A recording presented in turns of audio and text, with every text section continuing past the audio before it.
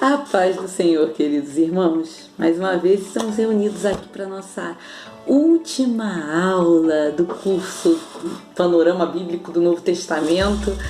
É a segunda aula do livro de Apocalipse, né? O último livro do cânon bíblico. Vamos então para nossa aula?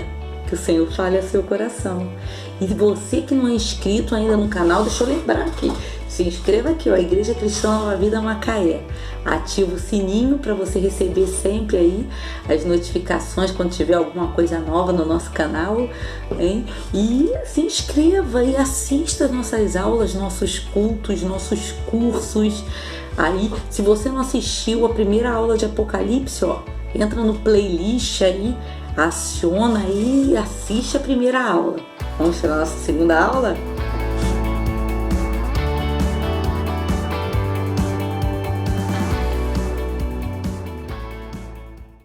Então, queridos, antes de nós começarmos a nossa aula, eu quero que você feche os seus olhos. Nós vamos orar e pedir ao Senhor direção para essa aula. Feche seus olhos aí. Senhor Jesus, te peço, Espírito Santo de Deus, ajuda-nos nessa aula, Senhor. Fala aos corações de cada pessoa, Senhor, que está ouvindo essa aula. Senhor, em nome de Jesus, Senhor, derrama da tua unção, Senhor. Fala a cada coração, supre as necessidades, tira as dúvidas, abre os olhos, Senhor. Em nome de Jesus, abre o entendimento de cada um e ajuda-me, Senhor, a falar da tua palavra, Senhor, como me cumpre fazer, Pai. Em nome de Jesus. Amém.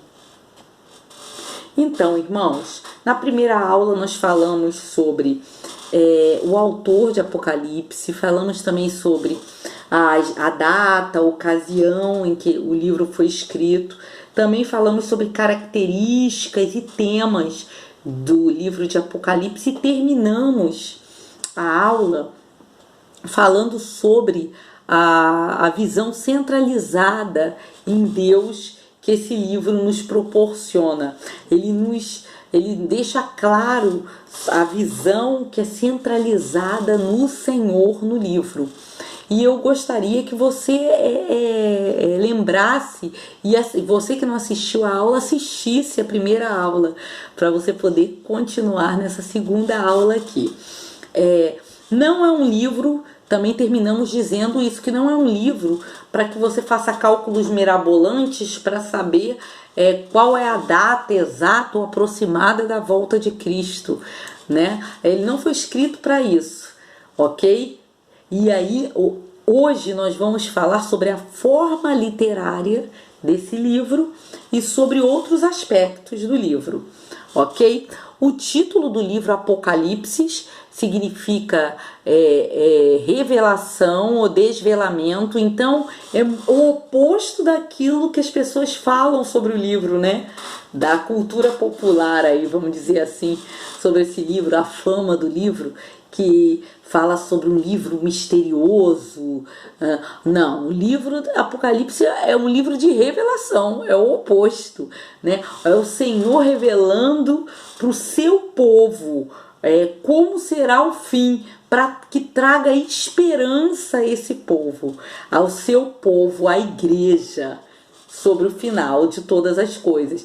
Diz também que ele é o centro, lembra? Deus é o centro, Deus tem o controle nas mãos da história. Então é um livro para te dar esperança, não para te dar medo, ok? Mas para te dar esperança. O livro é uma literatura que a gente chama de literatura apocalíptica, assim como porções do livro de Ezequiel tem esse tipo de literatura, do livro de Zacarias, do livro de Daniel, tem porções também dessa literatura apocalíptica que tem uma linguagem até bem poética, mas ela tem imagens e ela é feita de imagens e de visões fortes, ok? Porque é para chamar a atenção do leitor para essas visões. Ele utiliza essas imagens visuais bem fortes. A sua profundidade é demonstrada em todas as suas múltiplas alusões.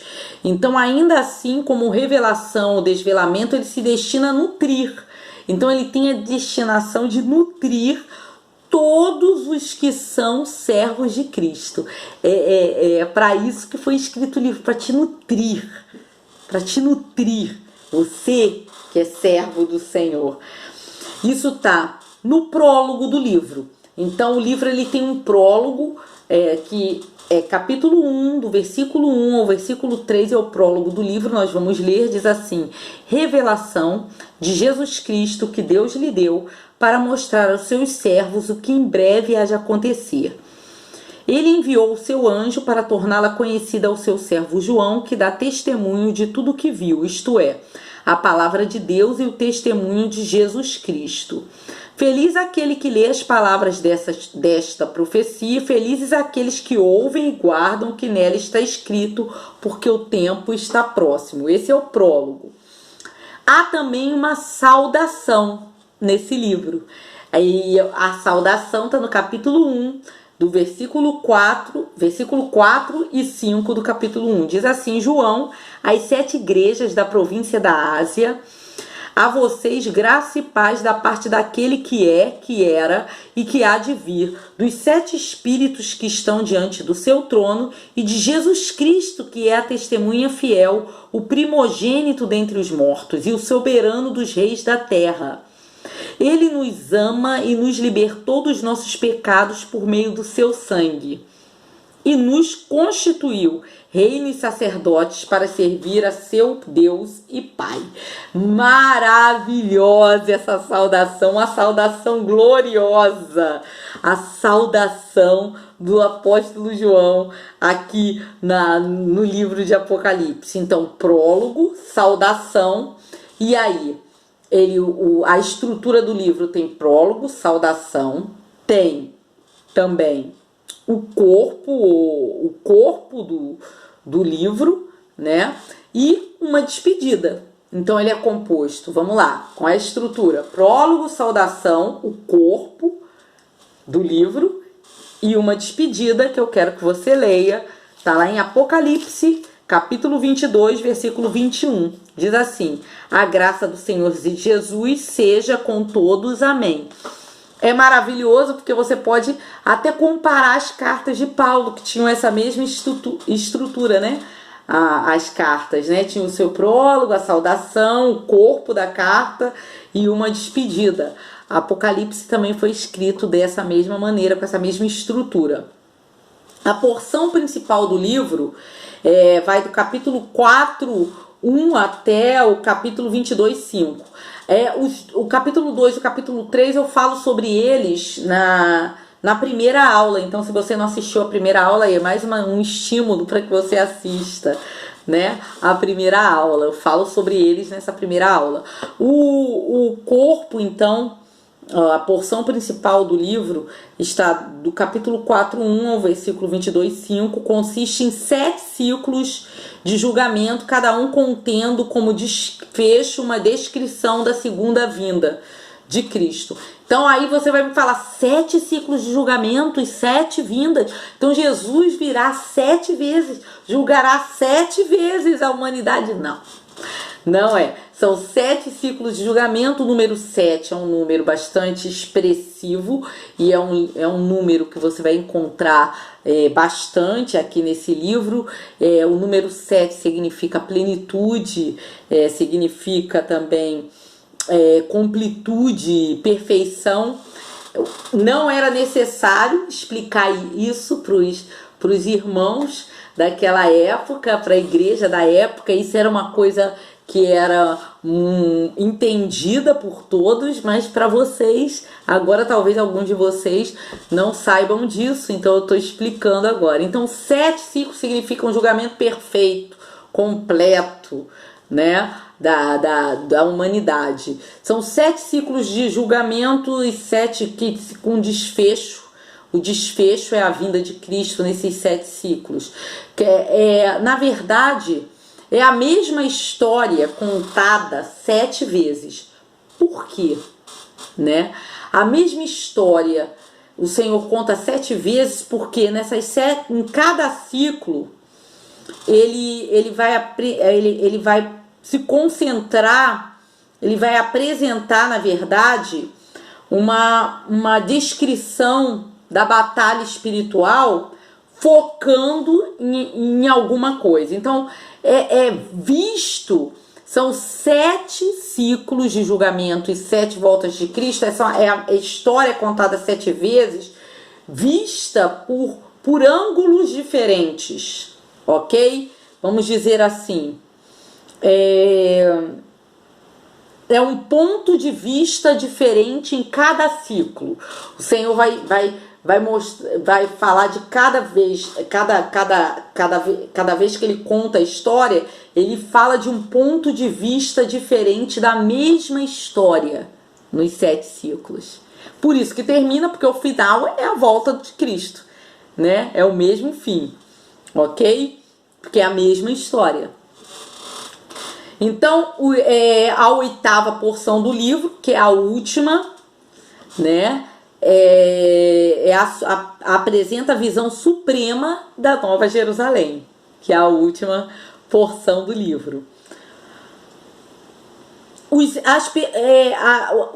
Existem personagens simbólicos que são introduzidos no drama aqui do livro, e um a um eles são introduzidos um a um, e os seus destinos são revelados na ordem inversa a que eles foram introduzidos. Então, vamos lá. O primeiro personagem que será introduzido aqui, ele será o último a ser contado qual é o destino dele. É na ordem inversa em que ele é apresentado. E o último a ser apresentado, no mesmo momento é apresentado qual o destino final desse personagem. Então são personagens simbólicos, tá, irmão? O primeiro personagem é o povo de Deus, apresentado figuradamente como a imagem da luz e da criação. Tá aí no capítulo 12 do seu livro. Então, uma mulher vestida do sol, com a lua debaixo dos seus pés e uma coroa de 12 estrelas sobre a cabeça. Ela estava grávida e gritava de dor, pois estava para dar à luz. Essa mulher aí, vestida de sol, com a lua debaixo dos seus pés, isso é a apresentação do povo de Deus. Ela representa o povo de Deus, apresentado figuradamente com essa imagem de luz e de criação. Olha como é que Deus nos apresenta, que coisa maravilhosa. Por isso que a linguagem apocalíptica é uma linguagem tão poética, né? Então, apresenta o povo de Deus dessa forma.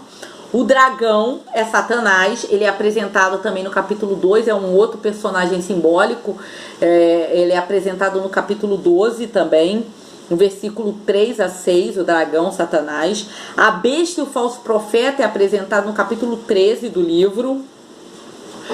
Outro personagem é a noiva, que também é o povo de Deus, é outra imagem do povo de Deus. A noiva, o povo de Deus, como imagem de pureza sexual, é apresentado no capítulo 14 do livro. A Babilônia é o último personagem a ser introduzido aí, é a prostituta, ok? É uma imagem do povo rebelde, do povo que não adora a Deus, né? Aqueles que João chama de filhos do diabo, né? São o povo que vai adorar a besta.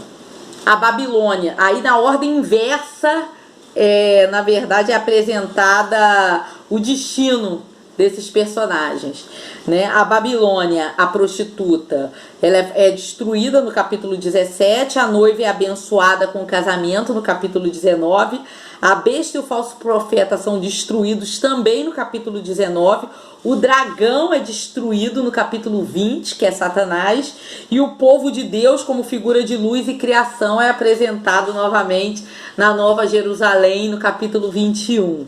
Então o destino de todos aí está traçado e está apresentado, irmãos. Outros aspectos do livro São aspectos temáticos que unificam o livro. É o uso repetido do número 7, nós já falamos sobre ele, não vou falar mais. O plano e poder de Deus que determinam os resultados. Então, o que determina o resultado de toda a história da humanidade aqui apresentado no livro de Apocalipse não é senão o poder de Deus. Deus é poderoso, ele vai levar a cabo o seu plano. Nada vai impedir Deus de concretizar o seu plano, né, para o homem e para a terra. Ele é o centro de todas as coisas, é ele que tem todo o poder. O domínio e a soberania estão nas mãos de Deus, né?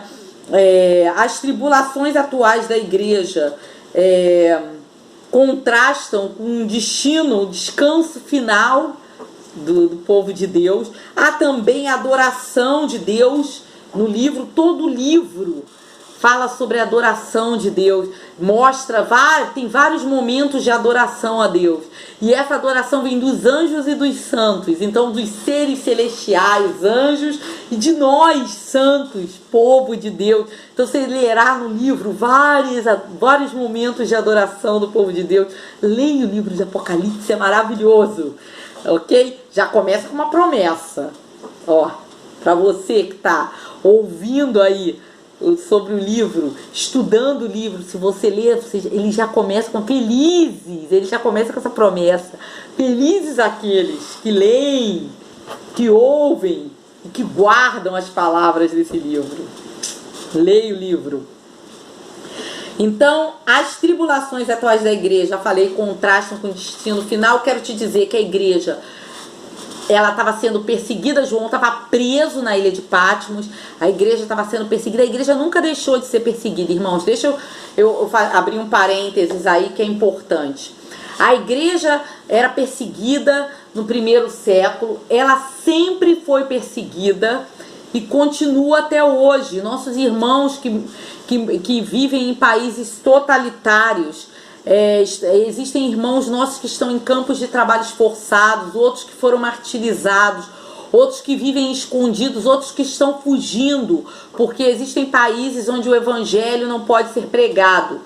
Esses países, esses locais geográficos, eles sempre existiram e sempre existirão, ok? Até que Jesus volte. Esses irmãos, então, nossos, eles continuam sendo perseguidos e martirizados durante toda a história da igreja. Isso nunca parou. Nós vivemos num país livre, onde o evangelho pode ser pregado. Você pode ir à igreja, pode pegar sua Bíblia, pode ler a Bíblia, mas essa não é a realidade do mundo.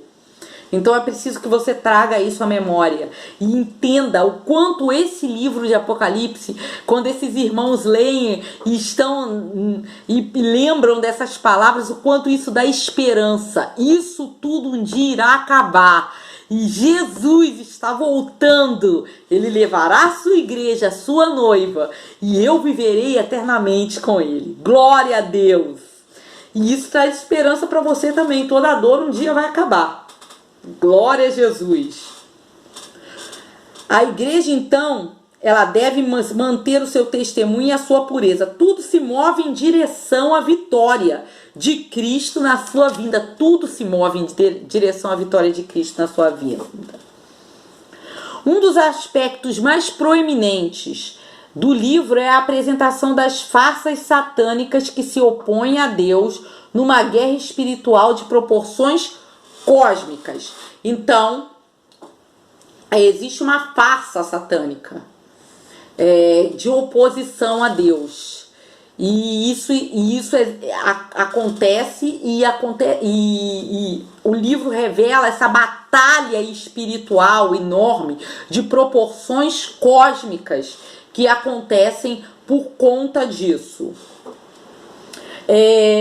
No capítulo 13, a besta é introduzida. Eu quero que você abra sua Bíblia no capítulo 13 de Apocalipse. Ela é uma falsificação de Cristo, irmãos. Então, o dragão traz à luz a sua imagem do mar. o dragão, que é Satanás, que ele acaba termina o capítulo 12, versículo 18, termina dizendo que o dragão se pôs em pé na areia do mar. E aí, no capítulo 13, já começa, viu uma besta que saía do mar, tinha 10 chifres e 7 cabeças, com 10 coroas sobre cada chifre e em cada cabeça um nome de blasfêmia. Essa besta que saiu do mar, ela recebeu no versículo 2, lá no final do versículo 2 do capítulo 13, diz assim: o dragão deu à besta o seu poder, o seu trono e grande autoridade. O dragão traz uma imagem sua à terra, assim como Deus, ele na verdade trouxe Jesus, a sua imagem exata, que é Jesus Cristo. O dragão forma na besta a sua imagem e traz, falsificando a Trindade, ok? Querendo falsificar a imagem de Cristo. Jesus é a imagem exata de Deus. Abram em Hebreus, capítulo 1, versículo 3. Hebreus 1, 3 diz assim: o Filho é o resplendor da glória de Deus e a expressão exata do seu ser, sustentando todas as coisas por sua palavra poderosa. Então Jesus é a imagem exata de Deus. O dragão, que é Satanás, cria também o seu Cristo, a besta, que é a imagem exata de seu ser maligno, ok? A besta tem 10 coroas e nomes blasfemos, nós acabamos de ler, enquanto Cristo tem muitas coroas e nomes dignos. Isso está lá no capítulo 19, né, de Apocalipse, versículo 12. O dragão deu à besta o seu poder, um trono e grande autoridade. Nós lemos isso aqui. Assim como Cristo tem o poder, o trono e a autoridade do Pai. Então Deus deu a Cristo o poder, o trono e a autoridade do Pai. No capítulo 5 de Apocalipse, abra aí, vamos abrir. Capítulo 5 de Apocalipse, versículo 12, diz assim: cantavam em alta voz, digno é o cordeiro que foi morto de receber poder, riqueza, sabedoria, força, honra, glória e louvor.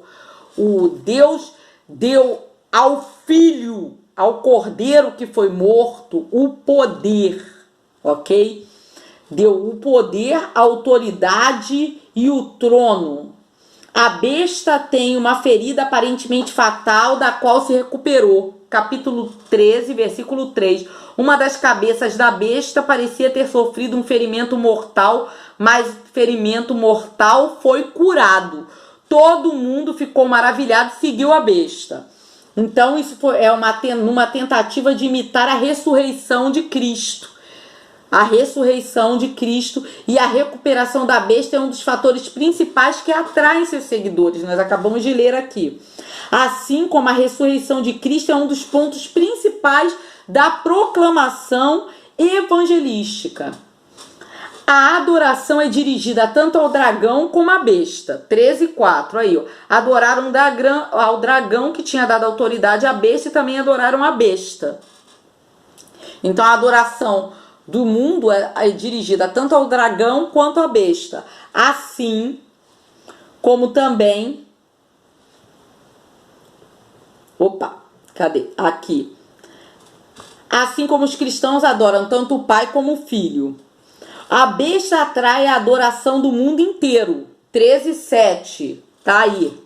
Você pode ler. Assim como Cristo será adorado universalmente, todo joelho se dobrará, toda língua confessará que Jesus Cristo é o Senhor. Aleluia!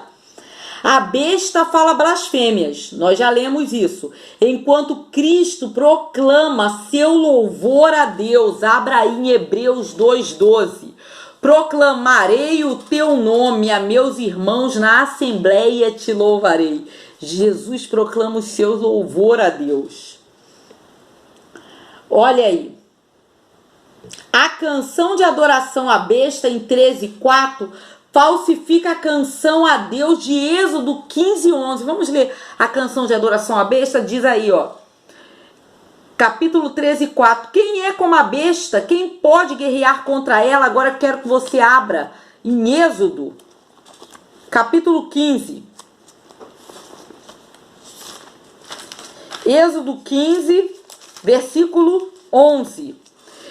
Diz assim: quem entre os deuses é semelhante a ti, Senhor? Quem é semelhante a ti, majestoso em santidade, terrível em feitos gloriosos, autor de maravilhas? O diabo ficou tão invejoso, com tanta inveja desse louvor, que o povo de Deus dirigiu ao Senhor lá em Êxodo, que ele falsifica esse louvor para ele mesmo, através do seu povo. Ele é um imitador invejoso de Deus, querendo tomar o trono de Deus, mas ele já foi derrotado na cruz do Calvário, irmãos. Olha aí. A surpreendente justaposição entre Cristo e a besta mostra que esses são os dois guerreiros principais na batalha. Cristo é o guerreiro divino, preenchendo as imagens. E aí de Êxodo 15:3, Isaías 59, Isaías 63, Abacuque 3, Zacarias 9, Zacarias 14. E a besta é o guerreiro pagão, cheio de falsidade, preenchendo a imagem de Daniel, capítulo 7, do versículo 1 ao versículo 8. O próprio Satanás tenta falsificar Deus Pai. Olha aí, envolve-se numa falsa criação em que ele traz à tona a sua imagem, nós falamos, do caos das águas, ele traz a sua imagem. Semelhantemente, o falso profeta ou a besta da terra, está aí no capítulo 13, a partir do versículo 11, essa imagem do falso profeta ou a besta da terra, falsifica a obra do Espírito Santo. Então é uma trindade falsa, uma trindade maligna. Ele quer ser Deus e ele tenta imitar isso, entendeu? A Deus. E o Senhor, através, por isso Apocalipse é o livro da revelação, ele revela ao povo de Deus todo o plano de Satanás, ok? Então, ele falsifica a obra do Espírito Santo. Ele deseja que o povo adore não a ele, mas a besta. Abra aí, 13:11. Então ele deseja que o povo adore não a ele, mas a besta, da mesma maneira que o Espírito Santo glorifica a Cristo. Opera falsos sinais milagrosos, 13, versículo 13 e 14. E realizava grandes sinais, chegando a fazer descer fogo do céu à terra à vista dos homens. Por causa dos sinais que foi-lhe permitido realizar em nome da primeira besta, ele enganou os habitantes da terra. Então, olha só, a besta da terra, que é a imitação maligna do Espírito Santo, né? Ele opera falsos sinais milagrosos, falsificando os milagres do Espírito Santo. Força a sua marca sobre os seus súditos. Assim como nós, servos do Senhor, somos selados pelo Espírito Santo, ele força a sua marca maligna sobre os seus súditos. Está aí no capítulo 13, versículo 16, também obrigou todos, pequenos e grandes, ricos e pobres, livres e escravos, a receberem certa marca na mão direita ou na testa, para que ninguém pudesse comprar nem vender, a não ser que tivesse a marca, que é o nome da besta ou o número do seu nome. Então, ele força a marca, é uma trindade falsa, e Deus maravilhoso nos revela isso, nos revela o plano maligno do diabo aqui. Resta ainda uma farsante aí, né? A Babilônia, a prostituta que é revelada aqui nesse livro. A Babilônia prostituta nada mais é que a falsificação da noiva de Cristo. Olha aí. Assim como a noiva de Cristo é imaculada, pura, santa, a Babilônia que é descrita, que é o povo que adora o dragão, a besta e o falso profeta que seguem essa trindade falsa, esse povo, ele é descrito como a Babilônia prostituta. O povo, os habitantes da terra que seguem ao diabo. Então, a sua corrupção é contrastada com a pureza da noiva do Cordeiro. Olha o que Deus faz aqui, né? A Babilônia resume em si toda a adoração do mundo pagão. Em contraste, a noiva, a igreja, representa os adoradores do Deus verdadeiro. Então, nós representamos os adoradores do Deus verdadeiro. O que acontece então? Satanás ataca os santos de duas maneiras principais, que é revelada aqui em Apocalipse. Com o poder e perseguição, a besta ataca com o poder e a perseguição, e a Babilônia, que é a prostituta, ataca com a sedução, tentando destruir a pureza dos santos. Então, um ataca com o poder e a perseguição, forçando a adorar a besta, e a Babilônia ataca com a sedução, tentando, na verdade, destruir a pureza dos santos. Olha como é que esse livro é o livro da revelação. Ele revela, na verdade, a astúcia, na verdade, os planos de Satanás, os laços que ele arma contra os santos. Mas eu quero revelar a vocês agora que esse livro também mostra aqui a vitória de Cristo sobre todas essas coisas. É o Senhor que nos defende. E aí ele é descrito, a luta final é descrita como uma vitória maravilhosa do nosso Senhor. Ele vem para nos salvar, nos salva, nos resgata e acaba com os poderes do diabo. Ele mesmo, o próprio Cristo. E isso é maravilhoso. Deixa eu ler aqui para vocês. Capítulo 19, versículo 11 diz assim: Vi os céus abertos e diante de mim um cavalo branco, cujo cavaleiro se chama Fiel e Verdadeiro. Ele julga e guerreia com justiça. Seus olhos são como chamas de fogo, e em sua cabeça há muitas coroas. E um nome que só ele conhece e ninguém mais. Está vestido com um manto tingido de sangue. O seu nome é Palavra de Deus. Os exércitos dos céus o seguiam, vestidos de linho fino, branco e puro, e montados em cavalos brancos. Aqui, de sua boca saiu uma espada afiada com a qual ferirá as nações. Eu quero terminar, vocês leem, versículo 20. Mas a besta foi presa, e com ela o falso profeta que havia realizado os sinais miraculosos em nome dela, com os quais ele havia enganado e os que receberam a marca da besta e adoraram a imagem dela. Os dois foram lançados vivos no lago de fogo que arde com enxofre. Os demais foram mortos com a espada que saía da boca daquele que está montado no cavalo. E todas as aves se fartaram com a carne deles.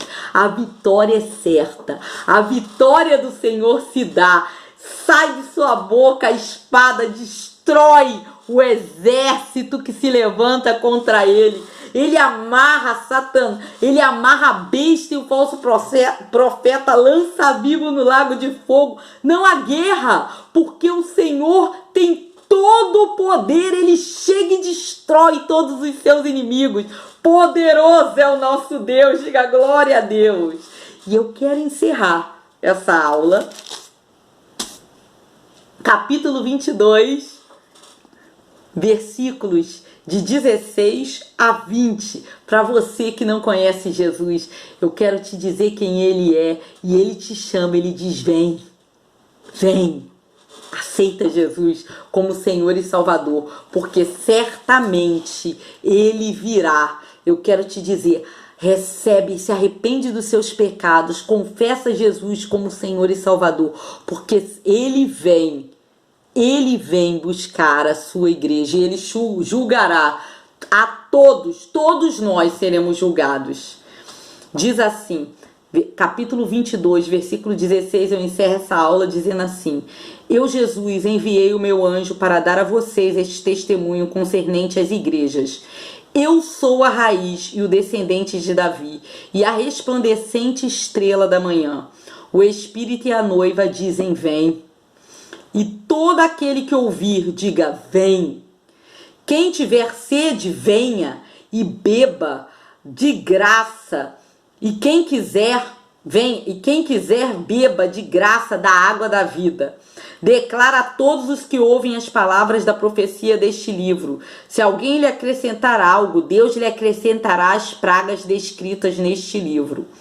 Se alguém tirar alguma palavra deste livro de profecia, Deus tirará dele a sua parte na árvore da vida e na cidade santa que estão descritas neste livro. Aquele que dá testemunho destas coisas diz: sim, venho em breve. Amém.